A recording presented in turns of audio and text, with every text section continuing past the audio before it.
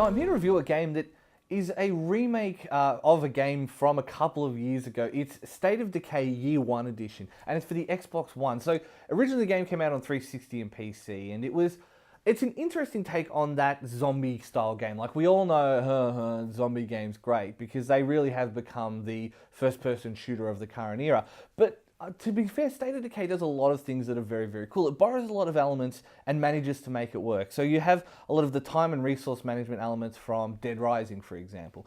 You've got permadeath.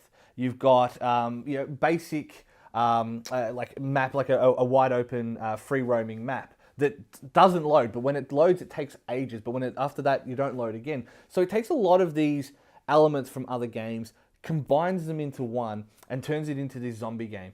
And yeah, I know, like, you know that I really don't like zombie games, but there's just something about State of Decay that works for me. Yeah, it's a bit buggy, and like, it's really a bit buggy, but if you take into account how much of the world this thing is rendering at the same time, and how much it tries to do, I'm willing to forgive it on that basis, because it is just so expansive and it's trying to do so much that there's going to be frayed edges. And unlike, say, something like an Assassin's Creed, where it's a little bit, I don't know, a little bit of a different thing, this is...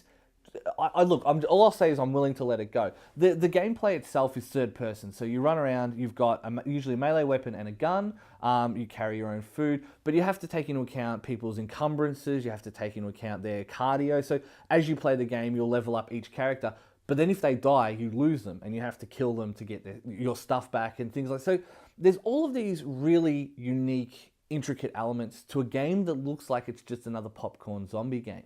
But the big thing with the new one is it has both the DLC packs included in it as well. Plus you get like a special car pack and a special person. And so that's the kind of stuff that I don't like so much about these kind of things. But I think the question you have to ask yourself is whether you're going to enjoy a game like this. Now, you can think of it like a Resident Evil in the sense that, Resident Evil is obviously walk through a corridor, kill some zombies, backtrack across a map, backtrack to here, do this, do that, solve a puzzle. It's not like that.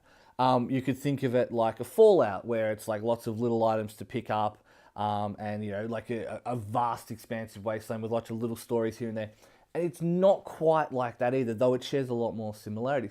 What it does is just, it really is probably one of the best examples of taking all of these different genres and putting into the thing. Probably the biggest thing I can say to its credit is the fact that it's one of the few games in recent memory, besides maybe Sleepy Dogs, that made me say, oh, it's okay, I'll just do this next little bit, and then that'll be enough, and then I'll go to bed. And then you look at your watch or your clock, and it's 4:30, and you go, yeah, no, I'm definitely enjoying this more than I thought I would.